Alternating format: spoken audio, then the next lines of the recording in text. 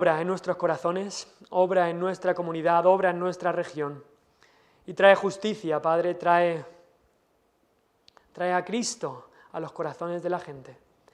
Gracias, Padre, te doy por todas estas cosas en el nombre de Cristo, nuestro Salvador. Amén. Cuando unos padres están esperando un niño o una niña, algo muy especial es buscar un nombre para ese niño o para esa niña. Es algo especial, están pensando qué nombre le vamos a poner. Y a veces ya desde antes está decantado, dicen, no, se va a llamar tal, pase lo que pase, el nombre del padre, o de la madre, o del abuelo, o de la abuela, o algo así. O incluso a veces tiene que ver con algo que ocurre en el tiempo del embarazo. Ay, pues es que en el tiempo del embarazo ocurrió esto, ocurrió lo otro, o estaba viendo esta serie y me gustaba este nombre, o escuché este nombre, y así muchas veces se deciden los nombres de los niños, o incluso por algo que pasa en el parto y deciden, pues se va a llamar así o de la otra manera. Muchas veces me pregunto el nombre Dolores en España, que es tan típico, si no es también a lo mejor muchas madres con todos los dolores que tienen que sufrir, a lo mejor también eso tiene que ver con que le pongan ese nombre a la niña. Pero bueno, sea como sea, hoy encontramos una historia, y la historia acaba con una madre dando a luz. Una madre que le pone a su hijo un nombre muy triste, porque la historia que hemos leído es más bien una tragedia. El nombre que le pone a su niño, lo hemos leído ahí en el versículo 21, es el nombre Icabod, un nombre muy extraño que nos puede sonar, pero que significa sin gloria. La gloria se ha ido, la gloria se ha ido, sin gloria, la gloria se fue. Y este nombre resume toda la historia que encontramos en el capítulo 4, porque esta historia es una tragedia, algo muy triste. Hay dos escenas claramente en este capítulo, porque por un lado encontramos el versículo 1, nos coloca en el escenario, en una batalla. Este libro de 1 Samuel vamos a ver muchas batallas, y esta es la primera que vemos aquí. Esta primera batalla, dos ejércitos se van a encontrar cerca del mar Mediterráneo, allí cerca de Israel, los filisteos por un lado y los israelitas por otro. Esta rivalidad tan famosa y tan prolongada, filisteos-israelitas, allí se van a encontrar. Y de los versículos 2 al 9 tenemos la primera escena, una escena de batalla. Y los israelitas comienzan perdiendo, pero después utilizan esta táctica, esta técnica de traemos el arca. ¿Funcionará o no? Pero en el versículo 10 y 11, y ahí es donde está el énfasis de este texto, y lo principal, leemos que no, que pierden, y que hay una gran derrota. Y más importante, el arca de Dios fue tomada, dice el versículo 11. Del 12 al 22 ya vemos la segunda escena de este capítulo. Y es que la noticia de esta derrota va a ser anunciada, y es anunciada donde estaba Elí. Todo esto era el juicio de Dios viniendo sobre el pueblo, por el pecado del pueblo, y especialmente por ese pecado que vimos ya hace unas semanas, el pecado de los hijos de Elí, esos hijos que eran sacerdotes, que deberían haber vivido una vida santa, una vida entregada a Dios, y se habían dedicado a la maldad. Y no solamente por el pecado de los hijos de Elí, pero también por el pasotismo y la complacencia de Elí como padre, que no hizo nada con ello y los dejó hacer. El pueblo de Israel había perdido el arca. Y esa descripción de los últimos versículos 21 y 22 es muy apropiada. La gloria de Israel se ha ido. La gloriosa presencia de Dios con ellos, que estaba simbolizada por tener el arca de Dios, se había ido. Ya no estaba con ellos, y todo eso ocurría por el pecado.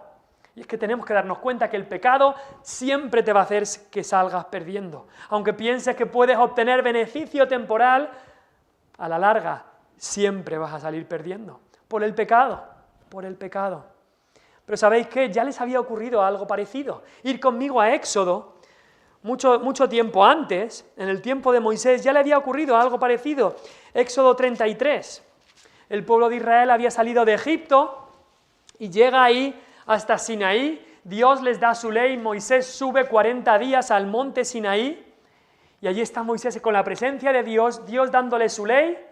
¿Y qué hace el pueblo? ¿Esperar a Dios y seguir a Dios y tal? No, el pueblo empieza de fiesta, se hacen 2 becerros de oro y empiezan a adorar a estos 2 becerros. Y Dios, desde el monte, con Moisés hablando, le dice a Moisés, baja porque el pueblo se ha desenfrenado, el pueblo ha pecado, baja, porque hay que solucionar esto.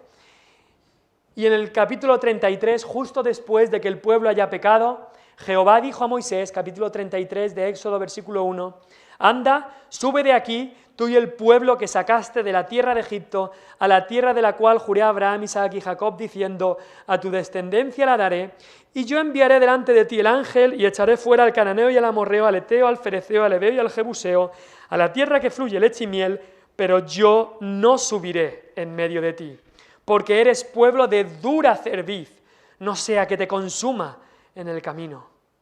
Y oyendo el pueblo esta mala noticia, vistieron luto y ninguno se puso sus atavíos, porque Jehová había dicho a Moisés, di a los hijos de Israel, vosotros sois pueblo de dura cerviz, cabezones, de cabeza dura, y en un momento subiré en medio de ti y te consumiré. Quítate pues ahora tus atavíos para que yo sepa lo que te he de hacer. Entonces los hijos de Israel se despojaron de sus atavíos desde el monte Horeb, se pusieron de luto, digamos, y Moisés, mira lo que dice, y Moisés tomó el tabernáculo y lo levantó lejos, fuera del campamento, y lo llamó el tabernáculo de reunión. Y cualquiera que buscaba a Jehová salía al tabernáculo de reunión que estaba fuera del campamento. No sabemos exactamente cómo era este tabernáculo, porque aún no había sido construido del todo, pero leemos aquí que estaba antes en medio y el tabernáculo se pone fuera. Se pone lejos. La gloria que la tenían en medio del pueblo se va lejos del pueblo. ¿Por qué? Por el pecado. Lo mismo que ocurre donde estábamos en 1 Samuel 4. La gloria de Dios abandona al pueblo.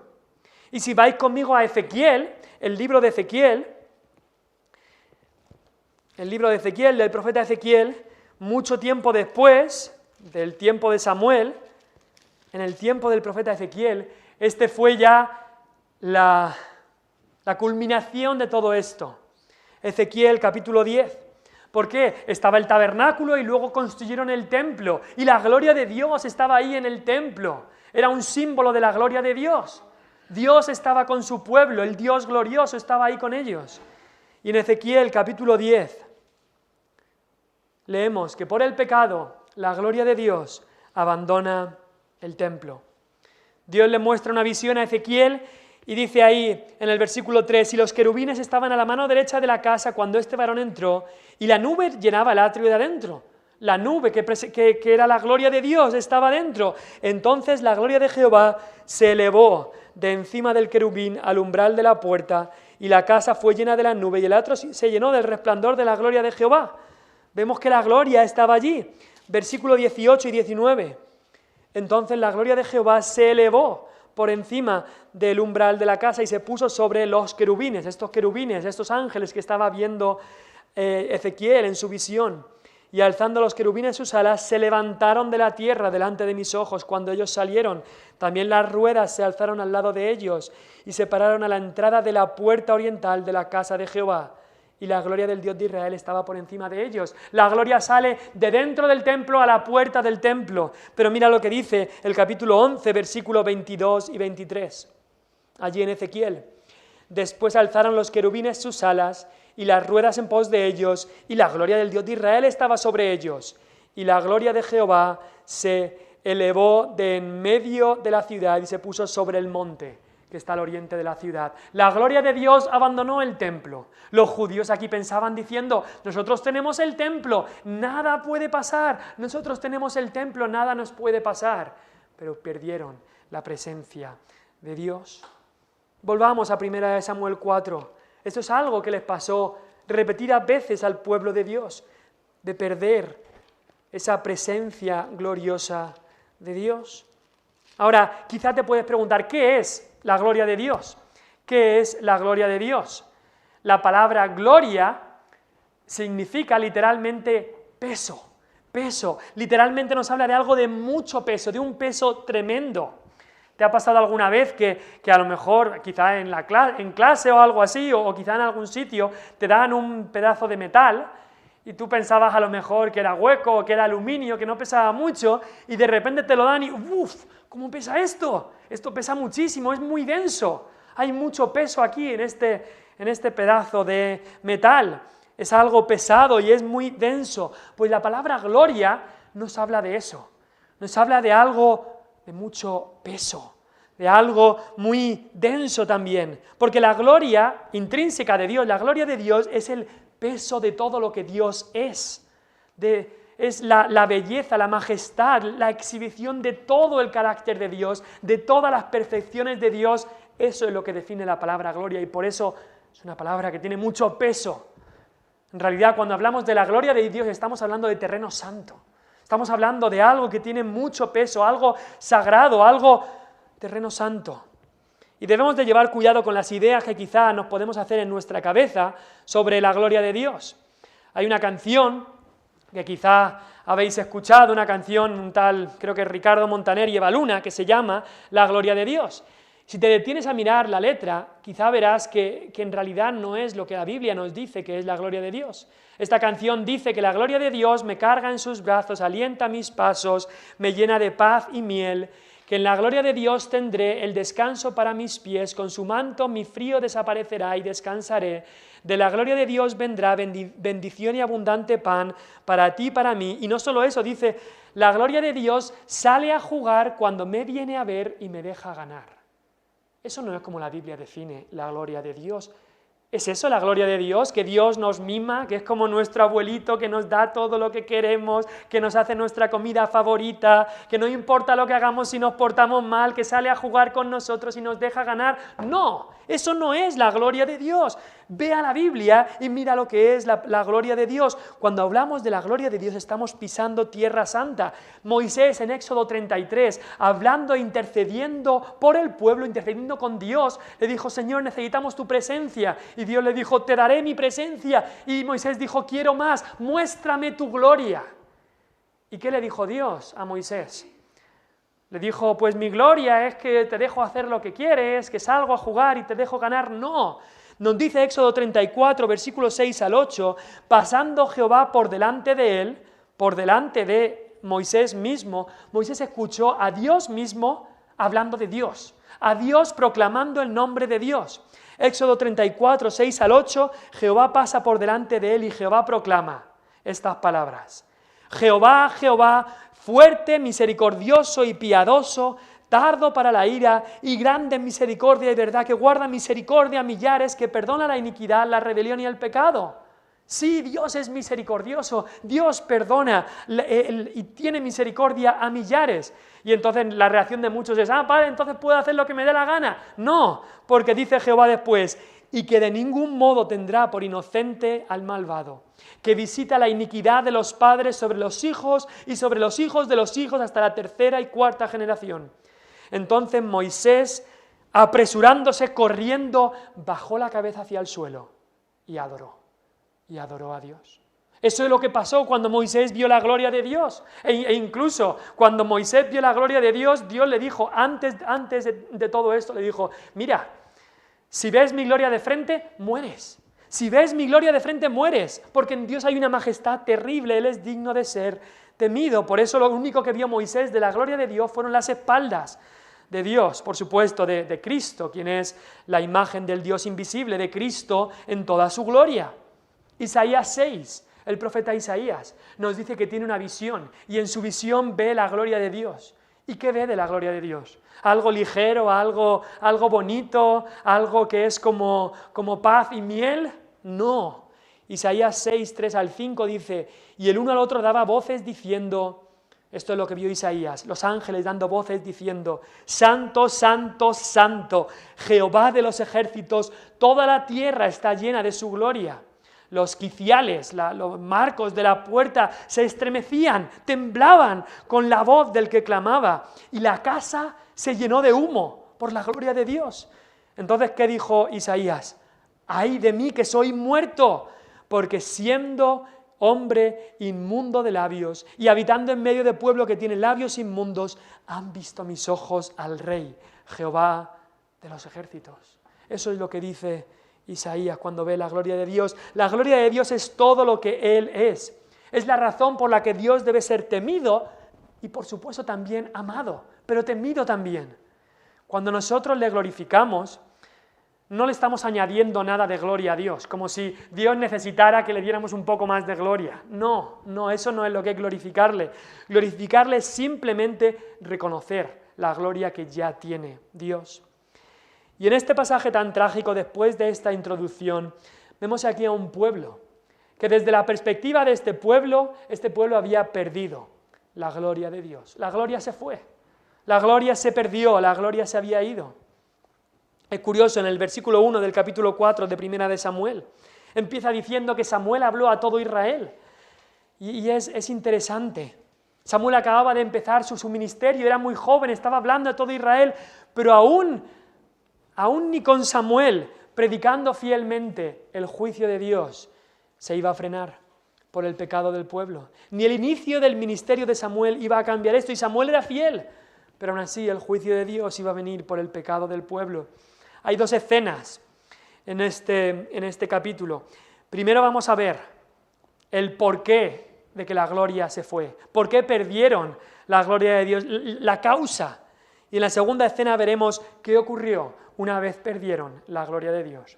En primer lugar vamos a ver que la gloria se pierde cuando hay presunción en el pueblo de Dios. La gloria se pierde cuando hay presunción en el pueblo de Dios. ¿Qué es la presunción? Quizás has escuchado esa palabra, lo busqué en el diccionario. Presunción es vanidad, es orgullo, es alguien que hace presunción, es presumido, alguien que presume de algo, de sus propias cualidades. Pero otra definición también de presunción es la aceptación de una cosa como verdadera por tener ciertas señales o indicios sin tener certeza completa. Es la gente que dice, todo va bien, en realidad no sabe si todo va bien, pero bueno, pienso que todo va bien, y no pasa nada. La presunción es eso, es vanidad, pero es también el todo va bien, no pasa nada, cuando no tienes certeza de eso. Vemos aquí presunción en el pueblo de Dios. Presunción primeramente porque no había arrepentimiento. Mira lo que pasa en el versículo 2, los filisteos presentan batalla y los filisteos hieren, y eso quiere decir que mataron en la batalla de los israelitas como a 4.000 hombres. 4.000, no es una cantidad pequeña, 4.000 hombres murieron. Y cuando volvió el pueblo al campamento, los ancianos, versículo 3, los ancianos de Israel dijeron, ¿por qué nos ha herido hoy Jehová delante de los filisteos? ¿Por qué nos ha herido hoy Jehová? Le echaban la culpa a Dios. Traigamos a nosotros de Silo el arca del pacto de Jehová, para que viniendo entre nosotros nos salve de la mano de nuestros enemigos. Habían muerto 4.000 hombres y no había arrepentimiento. No había ningún autoexamen, no había, Señor, que hemos hecho mal, no había lloro, no había nada de eso. Si vais un poco más para atrás, en el libro de Josué hay otra batalla, justo cuando entran a la tierra prometida, que van a luchar contra una ciudad que se llamaba Ai. Y en realidad sufrieron un Ai, el pueblo de Israel. Y van a esa batalla, y el ejército contrario viene y mata a 36 hombres.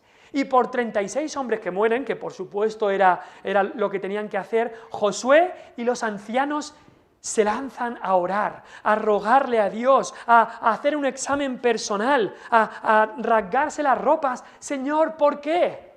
Aquí mueren 4.000 y no hay ningún autoexamen, no hay ningún arrepentimiento. Es más, dice aquí los ancianos de Israel, los que debían saber, los líderes del pueblo, no había ninguna autocrítica, ningún autoexamen, ni estaba entre las opciones. ¿Qué diferencia con la otra derrota? Que Josué y los ancianos nos dice que clamaron a Dios, se postraron en tierra y Dios les dijo lo que ocurría y cómo obtener la victoria. Estos ancianos junto con Elí son los que también tendrían que haber dicho algo antes con estos hombres malvados, Ofni y Fines, que leemos que estaban haciendo tanta maldad, pero no hicieron nada. Habían dejado el pecado campar a sus anchas, ni leían la ley, no sabían lo que Dios quería, que el pecado campe a sus anchas, e incluso en lugares tan altos como el sacerdocio. Y ahora encima, ¿qué hacen? Que traigan el arca. ¿Y quién va a traer el arca? Pues los hombres más malvados de todo Israel, Ofni y Fines. No pasa nada, que traigan el arca, sin problema.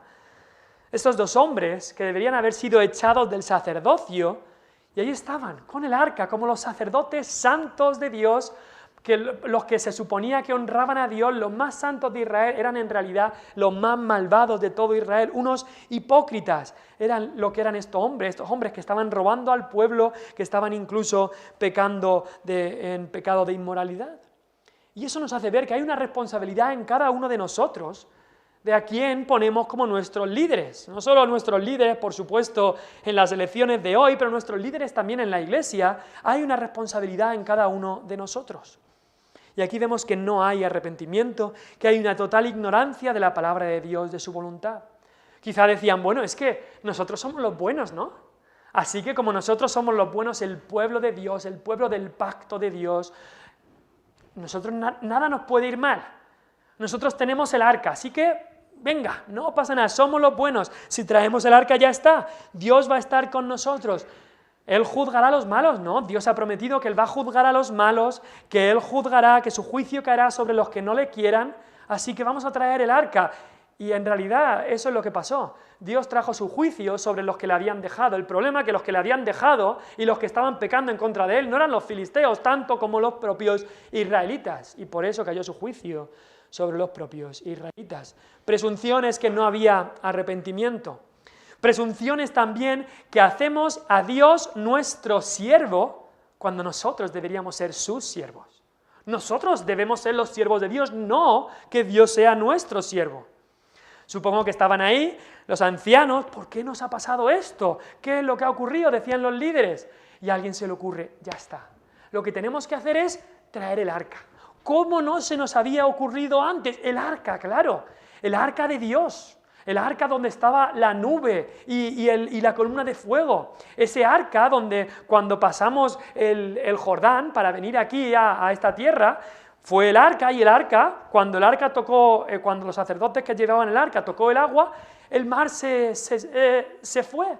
Ese arca, con el arca no hay ningún problema. Ese mismo arca que cuando fueron a conquistar Jericó, iban con el arca dando vueltas a la ciudad de Jericó. Con el arca no tendremos ningún problema. ¿Cómo no se nos había ocurrido antes? Qué buenos tiempos eran con el arca, ¿no? Si tenemos otra vez el arca, no tendremos ningún problema. Eso estaban pensando. Estaban utilizando a Dios a su antojo, en vez de que Él, que Dios mismo, nos utilice a nosotros a su antojo. Eso es lo que debería ser. Ellos estaban diciendo que Dios nos sirva a nosotros, en vez de que nosotros le sirvamos a Él. Querían un Dios domesticado, que hiciera lo que ellos le mandaran. Sit, y ahora sit, y ahora levántate, y ahora come esto, y ahora haz esto. Querían un Dios domesticado, para servirles a ellos. Se pensaban que Dios era como el genio de la lámpara, ¿no? El genio de la lámpara que frotaba y frotaba y frotaba, y mira, ha traído ha salido el genio, ahora le puedes pedir un deseo y va a hacer lo que quieras. Así veían a Dios, como el genio de la lámpara. Les faltó casi coger el arca y frotar el arca, a ver si funcionaba. Casi que les faltó eso. Utilizaban a Dios como un amuleto. Mucha gente que lleva un amuleto, ¿no? Si yo llevo una piedrecita aquí, o llevo esto, le doy un besito a la estampa o hago lo que sea, ya Dios va a estar conmigo y no voy a tener ningún problema. Lo hemos vivido aquí con la Iglesia Católica, en España. Estaba leyendo un poco. Hace tiempo, cuando no llovía, ¿qué hacían? A sacar el santo ya, a ver si llueve, ¿no? A sacar el santo. Por supuesto que el santo no podía hacer nada, pero ni que hubieran sacado una imagen de Cristo, tampoco Dios quiere para nada, ni que la adoremos en imágenes, ni que lo utilicemos a nuestro antojo. Pero cuidado con pensar que eso es algo solamente de los otros, del mundo o de la Iglesia Católica, porque cuidado, porque podemos llegar a pensar igual, con cosas que son buenas. Ay, mira, yo tengo la Biblia más grande que nadie en mi iglesia. Estoy asegurado, todo me va a ir bien. Me he gastado tantos euros en esta Biblia de estudio, ¡guau! Con eso estoy bien. Ah, mira, yo me he puesto el pececito en el coche. Ya no voy a tener accidentes porque tengo el pececito en el coche, ¿no? Ya con el pececito en el coche, oh no, yo en mi casa tengo un cartel que pone Dios bendiga esta casa. Con eso ya me basta, no. Y luego cosas que son buenas. Yo vengo a la iglesia todos los domingos. Eso ya me hace que Dios tenga que hacer lo que yo quiero. Yo leo mi Biblia todos los días y es algo que deberíamos hacer, pero por leer la Biblia todos los días no significa que Dios tenga que estar contigo. ¡Ay, yo hago todas estas cosas, tengo que tener la bendición de Dios! Y aquí está este pueblo, trae el arca del pacto, algo que Dios les había mandado construir, pero lo utilizan de la manera incorrecta. Sabían sí algo del arca, pero no tenían ni idea del pacto, el pacto que Dios había hecho con ellos. Sabían algo, dice incluso en el versículo 4, dice, y trajeron de allá el arca del pacto de Jehová de los ejércitos. Y luego el autor pone ahí un título, algo dice, que moraba entre los querubines. No nos habla de que ahí es donde por supuesto, Dios habita en todo lugar, pero Dios había prometido que ahí habría una especial presencia de Dios y de su gloria. Y sabían algo, sí, del arca, pero no sabían del pacto de Dios, sabían algo de los ejércitos y querían que Dios les ayudara ahora con los ejércitos, venciendo a los ejércitos, pero no sabían nada del Dios de esos ejércitos. Y se quedaron sin gloria. Y Kabod, sin gloria. Eso es lo que significa. Kabod significa gloria y Ikabod significa sin gloria. Esa presunción les llevó a quedarse sin la gloria de Dios. Esa presunción de falta de arrepentimiento, esa presunción de hacer a Dios su propio siervo y también la presunción de no cumplir con las responsabilidades que tenían. Cuando llegó el arca, ¿qué hacen los israelitas? ¿Temer porque el arca de Dios estaba con ellos? ¿Tener una santa reverencia? No, ¿qué hacen? ¡Fiesta! Tenemos el arca aquí, fiesta, alegría. Ahora que tenemos el arca somos invencibles, tenemos ya el escudo protector, tenemos todo lo que necesitamos, nadie nos puede ganar. Y da igual que cada uno haga lo que bien le parezca, da igual para ellos que los sacerdotes que llevaban ese arca eran hombres depravados, eran glotones que robaban al pueblo para tener su chuleta favorita, como leímos en el capítulo 2, eran encima adúlteros, que cada semana casi se acostaban con una mujer distinta. Eso da igual, todo eso lo pasaban por alto, porque tenemos el arca. Tenemos el arca, entonces ya nos vale todo. Tanta alegría, tanta fiesta que dice ahí que tiembla la tierra.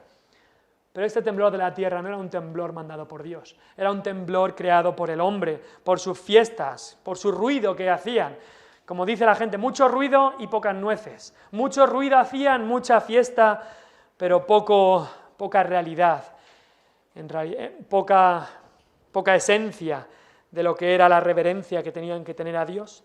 ¿Cuántas iglesias evangélicas incluso de nombre hay hoy que vienen a reunirse a la presencia gloriosa de Dios y no hay nada de reverencia, ni nada de temor, ni nada de asombro por ver cómo es Dios, sino lo único que hay es fiesta, baile, mucho ruido, alegría, frivolidad y ya está? No, eso no es lo que tiene que haber cuando venimos a la presencia de Dios. Eso no es lo que tiene que haber. Así hay muchos cristianos profesantes. Como hemos dicho antes, venid, nosotros tenemos una iglesia súper grande, ¡wow! No importa si haya pecado o no, porque la iglesia es muy grande, ¿no? Tenemos incluso una Biblia súper grande ahí, la más grande que hemos encontrado, y ¡buah! Con eso ya nos vale. Tenemos un versículo ahí súper grande y con eso, todas esas cosas no van a cambiar nada, ni van a hacer que la presencia de Dios esté con nosotros. La presencia de Dios la va a tener quien tenga un espíritu quebrantado. Al corazón contrito y humillado no despreciarás tú. Al que se acerca a Dios, buscadme y hallaréis, dijo Cristo. Llamad y se os abrirá. Eso es donde acude Cristo. A los corazones contritos y humillados, a los que se acercan en santidad a Él. Eso es donde viene Dios a morar.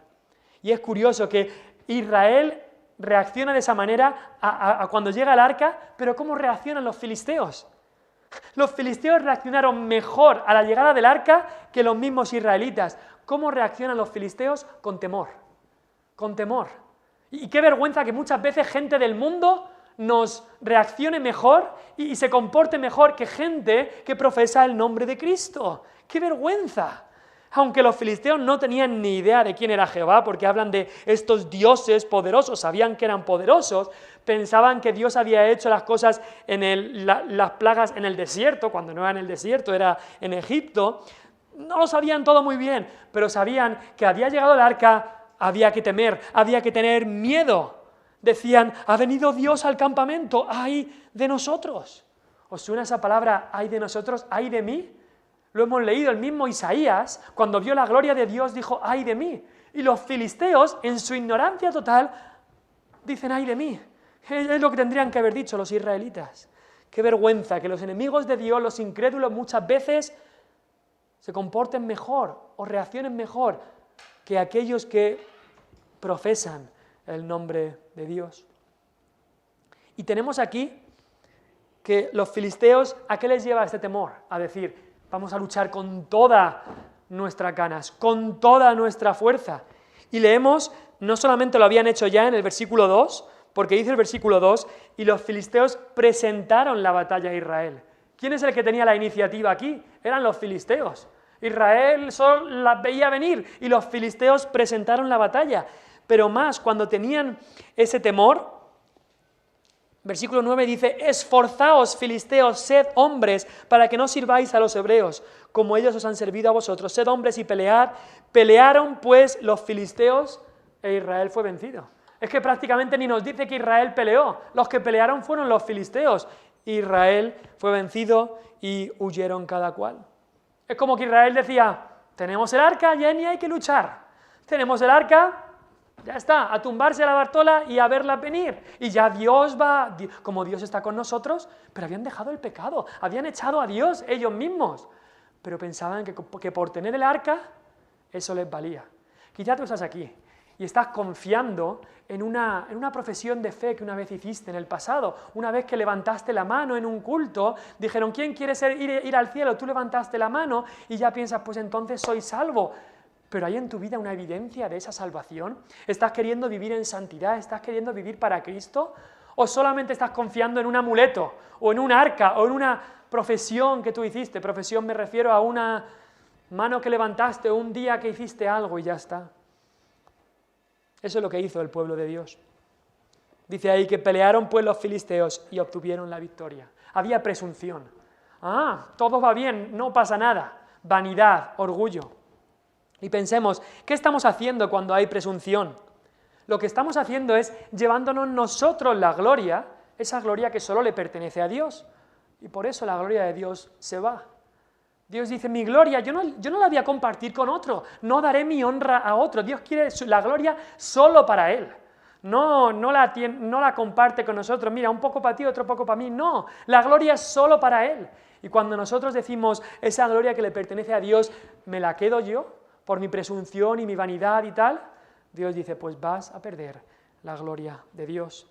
Para el cristiano, esto puede ser perder el disfrute de la salvación de Dios, perder los dones que Dios te quiere dar, perder el sentido de estar en comunión con Dios. Eso es para el cristiano. Para el no cristiano, si no ha venido a Cristo, puede ser estar excluido de la presencia de Dios. Cuando la gloria de Dios se va cuando hay presunción en el pueblo de Dios. Y en segundo lugar, esto ya es la consecuencia. Cuando la gloria de Dios se va, hay graves consecuencias. ¿Qué ocurre cuando se va la gloria de Dios? Vamos a ver unas cuantas muy rápido. Primero hay derrotas y muerte. En total 34.000 personas, muchísima gente. Derrota tras derrota. Una derrota y luego pensaban que todo iba a ir bien y otra derrota más. Y te pregunto, ¿vives derrotado? ¿Vives de derrota en derrota, derrotado por el pecado, de pecado en pecado? Eso es lo que pasa cuando la gloria de Dios se va.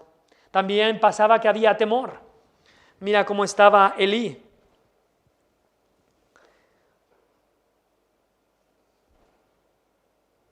Dice que su corazón estaba temblando por causa del arca de Dios, versículo 13. Su corazón estaba temblando, estaba con un temor, con un temblor, porque él sabía. Elí era un hombre de Dios, aunque se había alejado mucho de cómo debía de vivir, pero él, en su corazón, era un hombre de Dios. Y por eso estaba temblando por causa del arca de Dios. Él sabía que esto de llevar el arca no era lo que Dios quería. Era en contra de la ley de Dios. Y encima él sabía que el pueblo estaba depravado. No era ni el momento ni la manera de hacer las cosas. Porque habían dejado el pecado y no estaban tratando el pecado. Y había temor, mucho temor en su corazón. Es interesante el paralelismo entre el versículo 14 y el versículo 6. Versículo 6, los filisteos oyen la voz de júbilo de los israelitas y tiemblan. Y en el versículo 14, Elí oye el estruendo de la gritería y Elí está temblando. Es curioso cómo este paralelismo que hay, el temor de los filisteos, por lo que escuchan, les hace fortalecerse, ponerse más fuerte, manos a la obra para ganar. El temor de Elí, por lo que escucha, le hace caer, le hace debilitarse y en última instancia le hace morir, porque vemos que no solamente hay derrotas y muerte cuando la gloria se va, hay temor, pero hay también juicio. En el capítulo 2, 34 de Primera de Samuel, ya le había dicho un varón de Dios a Elí, dice, te será por señal esto que acontecerá a tus dos hijos, Ofni y Fines, ambos morirán en un día. Ya se lo había dicho, sus dos hijos iban a morir en un día por el pecado, que habían pecado y blasfemado el nombre de Jehová sin arrepentimiento. Y así ocurrió, en un día murieron y el juicio de Dios vino. Y Elí estaba ahí sentado, nervioso, temblando, temeroso por lo que iba a ocurrir. Y leemos que cuando recibe las noticias, no solamente las noticias de la batalla y de sus hijos, pero más que nada, cuando le dicen del arca de Dios, que era donde estaba su corazón, cuando le dicen del arca de Dios, se cae de la silla, se desnuca y muere. Es la imagen de un juez, de un líder de Israel sentado en su trono y siendo destronado, cayendo de su trono. ¿Por qué? Porque Dios estaba buscando a alguien con un corazón conforme al suyo. Es la historia de Samuel, Dios buscando a alguien, de todo el libro, Dios buscando a alguien con un corazón conforme al suyo. Y Elí había demostrado que su corazón estaba lejos de Dios, que su corazón no estaba donde tenía que estar.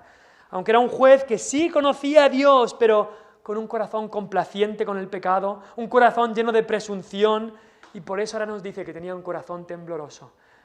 Y Dios descarta a este juez y ahora va a levantar en los próximos capítulos a otro juez, Samuel, alguien que sí que era conforme al corazón de Dios. Cuando la gloria se va, hay derrotas y muerte, hay temor y hay juicio y hay también desgracias familiares, porque la tragedia que ocurre en esta familia de Elí es para ponerte a llorar. Es desgarradora. Primero sí pierden el arca, que era el símbolo del trabajo, de la ocupación, del ministerio de esta familia. Era familia de sacerdotes y el arca era el símbolo de todo eso. Y pierden el arca, pero pierden mucho más.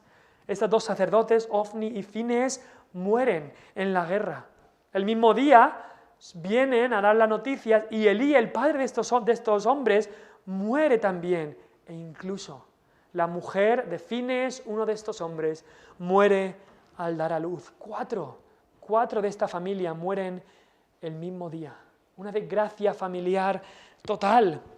Y es que si tú dejas que el orgullo y la presunción llene tu vida y la vida de tu familia, te aseguro que la desgracia pronto llegará a tu familia. Quizá puede ser que sigan estando sanos toda tu familia, sigan estando quizá con carreras, que tengáis buenos trabajos, que tengáis riquezas para montaros una casa, para compraros un coche, pero aun con todo eso, la desgracia real es la espiritual. La desgracia real que llegará es que estaréis lejos, aun con todas las riquezas del mundo, la desgracia real es que estaréis lejos de Dios como familia, si dejas que la presunción y el orgullo entre a tu vida. Ahora, la mujer de Fines dijo, Icabod, la gloria se ha ido, la gloria de Dios se ha ido. Pero de una manera la gloria de Dios se había ido y no se había ido. ¿Por qué? Porque la gloria de Dios continúa siempre. Tú no puedes quitarla o cambiarla. Es decir, es verdad que habían perdido por su pecado el símbolo de la presencia gloriosa de Dios con ellos, el símbolo de la gloria de Dios que protegía a su pueblo. Pero la gloria de Dios no se había ido en cuanto a que el mismo juicio de Dios que habían sufrido los israelitas era una manifestación de la gloria de Dios. La gloria de Dios se había manifestado en juicio. Ellos pensaban que este arca era lo que les iba a salvar y este arca fue también incluso lo que les condenó. La gloria de Dios se manifestó en juicio contra su propio pueblo rebelde.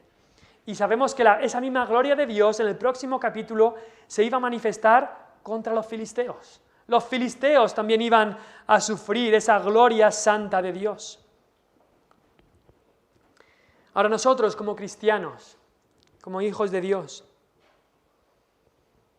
leemos esto, Icabod diciendo sin gloria, Dios se ha ido, la gloria de Dios se ha ido, Dios ya no está con nosotros. Pero llegamos al Nuevo Testamento, y ya no es que leemos de Icabod, leemos de Emanuel, Cristo llamado Emanuel. ¿Qué significa Emanuel? Dios con nosotros. Icabod hablaba que Dios ya no está con nosotros, pero Emanuel nos habla que Dios está con nosotros. Emanuel nos habla de que ahora tenemos la gloria de Dios. Juan 1,14 dice ahí el apóstol Juan, y nosotros vimos su gloria, gloria como la del unigénito del Padre, lleno de gracia y de verdad. Cristo nos revela la gloria de Dios. Y si recibes a Cristo como tu Señor y Salvador, nunca vas a tener que decir este Icabod, porque el Espíritu Santo viene a vivir a tu vida y está ahí para siempre. Se queda para vivir para siempre y no se va. Sí que es verdad que puedes perder el disfrute de esa presencia gloriosa de Dios. Puedes perder el celo por esa gloria, pero no puedes perder ya a Dios, no puedes perder al Espíritu Santo, a Cristo que habita en tu vida. Él vino para darnos vida eterna. No vida hasta que pequemos y entonces no. Cuando Él salva un alma para siempre. Y esa es una de las esperanzas y una de las cosas que nos hacen asombrarnos de la grandeza de Dios, que Él nos da vida eterna, para siempre, cuando venimos a Él. Y que podemos saber que tenemos esta vida eterna. Qué bueno es nuestro Dios, lleno de gracia. Ya no vamos a perder la presencia y la gloria de Dios, sino que estará en nosotros para siempre. Te pregunto, ¿te sientes algo como Icabod últimamente? Quizá hubo un tiempo en tu vida que estabas a tope con el Señor, pero ahora has perdido ese disfrute o esa presencia, esa gloria de Dios en tu vida. Quizá dices, es verdad, ya no tengo ese amor que me constriñe en el corazón cuando escucho o cuando leo de Cristo. Ya no hay ese brillo en mis ojos cuando se habla la palabra de Dios o se predica la palabra de Dios. Ya no hay ese fuego en mi corazón para hablarle a los demás de Cristo. Ya no hay ese santo temor de Dios para apartarme del pecado y seguir lo bueno. Ya no hay esa fortaleza en mi vida para seguir siempre de cerca a Dios y su palabra y la oración. Sí, antes sí que tenía todo eso, pero la gloria de Dios antes estuvo conmigo, la he perdido. Sí, ahora vivo una vida ligera, quizás, de entretenimiento. Ya no vivo esa vida con el peso de la gloria de Dios. La gloria de Dios es un peso, pero un peso gozoso. Es un yugo, sí, pero un yugo ligero y fácil es su carga. Y la gloria de Dios se va, ¿cuándo? Cuando hay presunción, hemos dicho.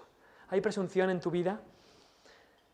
Que tú dices, todo está bien, te quieres autoconvencer de todo está bien, para hacer caso omiso al pecado.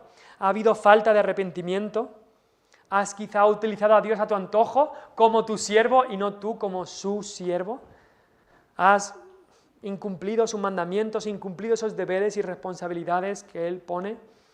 Debemos cuidado porque cuando se va la gloria de Dios por nuestra presunción, las consecuencias son graves, son muy graves.